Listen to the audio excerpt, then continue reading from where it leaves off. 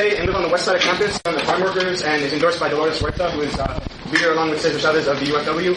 He's also a... Isaac, you're turning this into a political rally. This is social theory course. If any of you want any information, come talk to me. I have flyers. Thank you. All right, I'll be very brief. Please take a flyer for the public hearing on Times Campus Climate titled "Make the Mission of Hope Real at UC Berkeley: Increase in the and minority student enrollment." Some testimony from the students aimed at pressing the case for eliminating the increase in integration of the University of Berkeley. Okay. Yes, all right, that's right. Why did I put it up here? I got an announcement too.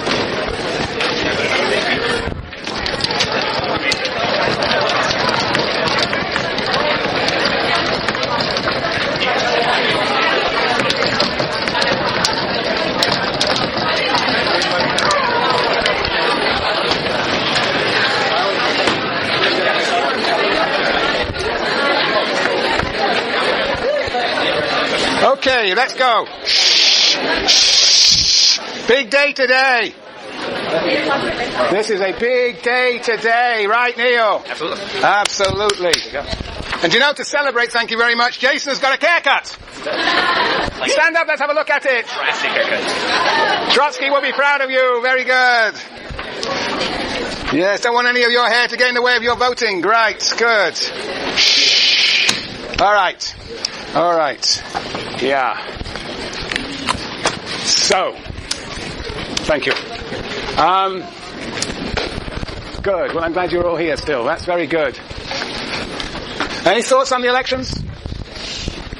Christy? I don't have a thought on the election, but I wanted you to know that yesterday on NPR, someone said that since the economic crisis... Speak up. That Das Kapital has been... the sales have gone up 8 times. 8 times. Yeah. From 2 copies a year to 16. Very good. No, yes, it actually in Europe has gone up. There was an article, I think, that your GSIs were distributing from the English Times, newspaper Times, about the resurgent and reinterpretation of Marx. I am sure it will continue.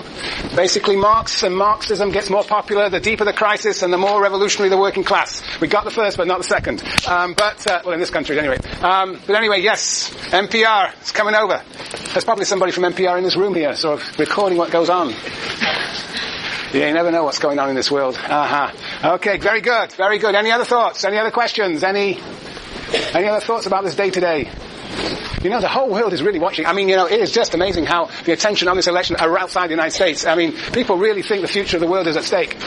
What would Lenin say? It isn't. What would Lenin say? 1,000 threads. 1,000 threads. What would he say? 1,000 threads. What would he say? Can you elaborate what that means for the people who haven't read Lenin? It means that nothing is actually going to change. There may be some small, insignificant changes, but the grand scheme of things...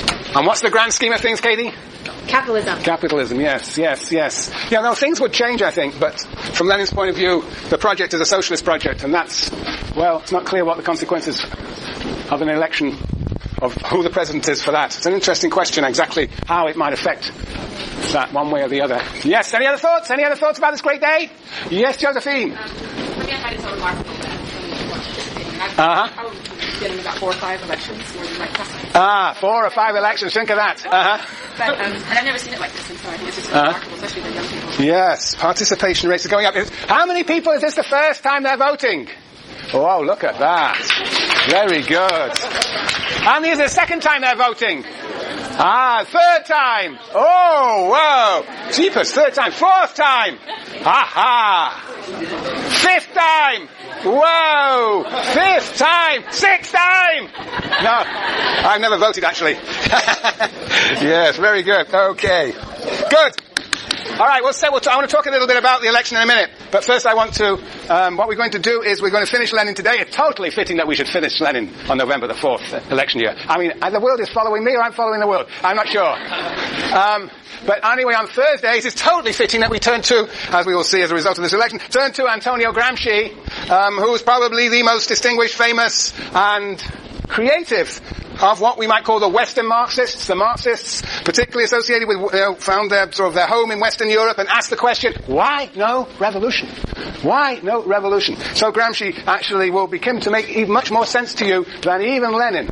So we'll start with a very early essay of Gramsci called Revolution Against Capital. Notice how I pronounce capital, exactly the same way as Christy did. Das Kapital. So, and I want only about 3 or 4 pages, but it contains a lot of interesting ideas that already challenge many of the assumptions and orthodoxies of Marxism. So read those 4 pages. It's all very readable. And think about what is the significance of his writings and what is this revolution against capital. Right? Good. So that's in the reader. And then following week, well, Tuesday apparently is never happened in my lifetime, a holiday on a Tuesday in the first semester of 101. But anyway, it is a holiday, so I'll give you extra reading instead. And then we will have Gramsci's a delight to read. In fact, I've made it very, if you look at the reader, you will see that I've even underlined paragraphs for you so that you know where to go. Can you believe that? Spoon-fed. Yes. Anyway, so then we will read Gramsci for the next week or so, week and a half. And on November the 12th, because Buse is meeting tomorrow night, I will hold the Rosa Luxemburg film a week on Wednesday. And I hope that those who are interested can make it 6:30. That's a week on Wednesday. Is there any credit for that? You can consult your GSIs. I have nothing to do with credit, but you don't need credit. Where is it going to be? It'll be in Barrows. It'll probably be in Barrows 402. Yes. Yes. Okay. Any questions? All right. Cool. I've already 7 minutes. Right. Very good. Okay. Summary. All right. I'm just going to draw you my picture. One of my most beautiful picture of Lenin's theory. It goes like this, remember? Capitalists, caps, workers, in irreconcilable conflict with one another. The caps, however, in order to contain the workers and to ensure their continued subjugation and exploitation, capitalists are connected to the state by those 1,000 threads. The state contains a bureaucracy, the executive of the state, and a military, according to Lenin. And we are most interested, in my view, in capitalist democracy, the moon. And that is what Lenin calls parliament often, and in this country it's the Congress. And what Lenin says essentially is that the Congress, Parliament, the legislature is what he calls a talking shop, and in fact is an institution that is designed to, quote, fool the people.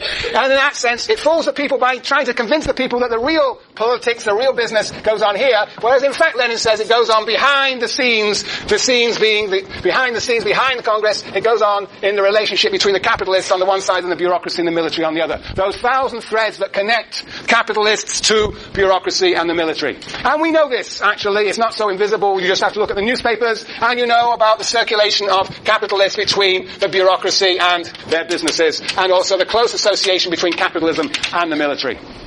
You just have to look at the amount of money that's made by an enterprise like Halliburton in Iraq, and you see immediately the connection between capitalists and bureaucracy and military. That is the real business of capitalism. And this is just the moon that sort of moonshine. It sort of deceives, it sort of it conceals, mystifies what's really going on. Okay. That's capitalism. What Lenin says is that this capitalist order, if we are going to get to final communism, about which we will talk in a minute, we have to go through something called socialism, which for him looks like this. Well, that's him. He didn't draw a beautiful picture like this. But anyway, this is socialism.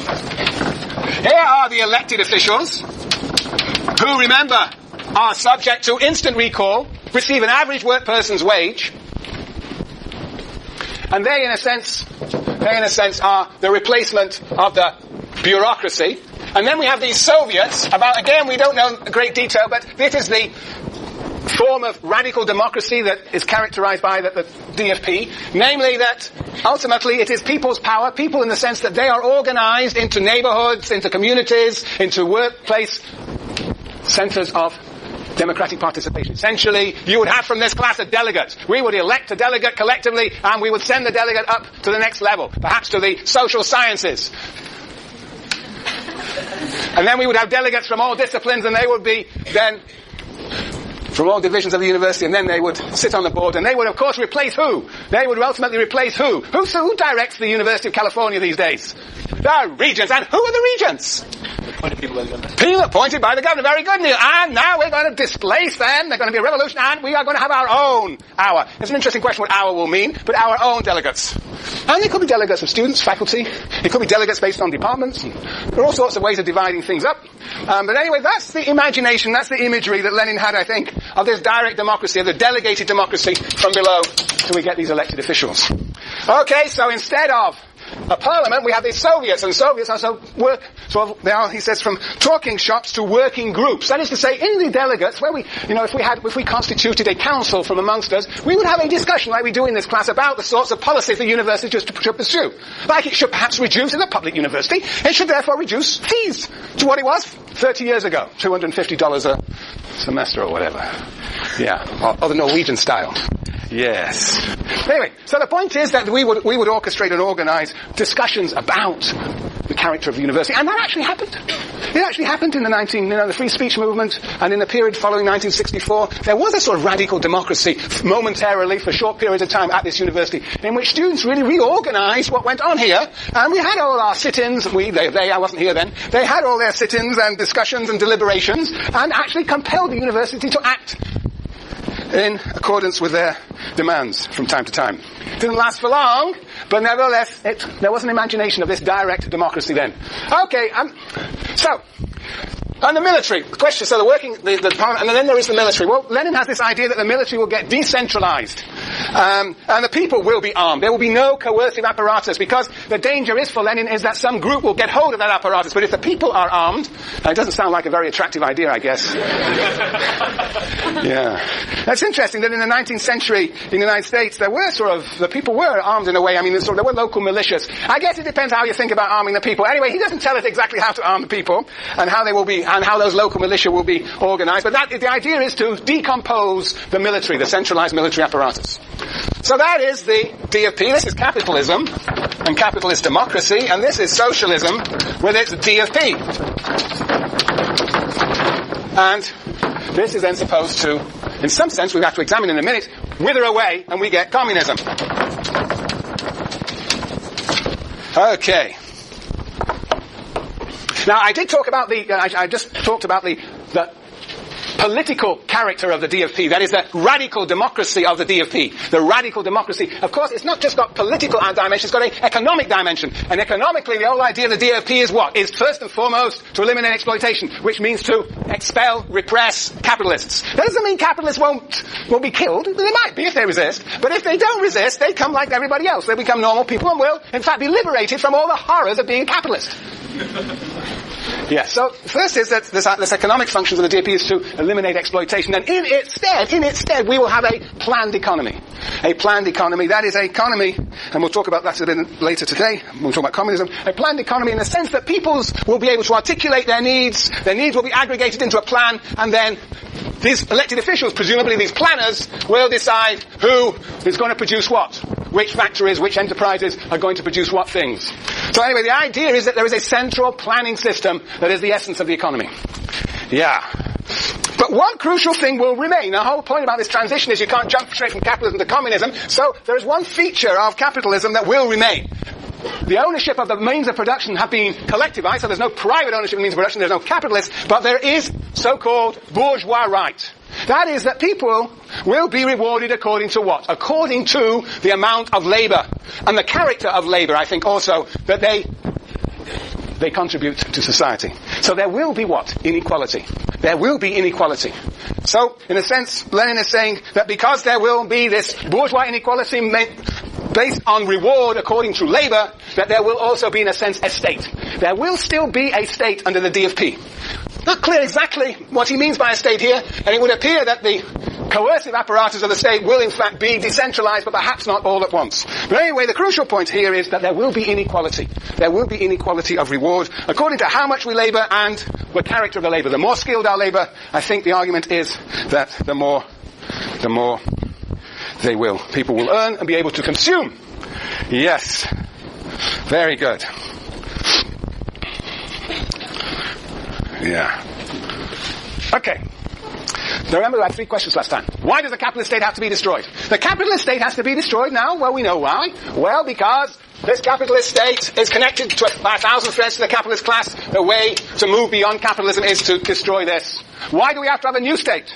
That's the second question. Well, the new state has these political and economic functions, eliminating exploitation, but introducing planning on the one side and this radical democracy on the other. We need a new state because it corresponds to the new functions, the functions of the state. Certain economic planning functions on the one side and a radical democracy on the other. And then the final question is, why does